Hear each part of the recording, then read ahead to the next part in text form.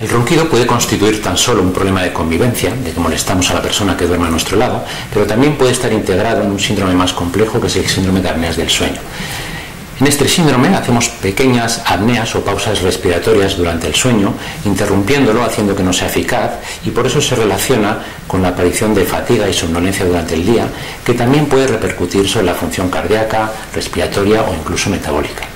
El diagnóstico correcto implica la participación de varios especialistas. En el CMRN tenemos una unidad de sueño en la que trabajamos neumólogos, otorrinos, neurofisiólogos, neurólogos, que se preocupan de tener una visión muy completa del problema para asegurarle cuál puede ser el tratamiento adecuado. El tratamiento quirúrgico tiene sus principales indicaciones cuando solo existe ronquido o existen pocas apneas. En estos casos, si observamos además una serie de medidas higiénicas en cuanto a hábitos de vida, puede ser tremendamente eficaz.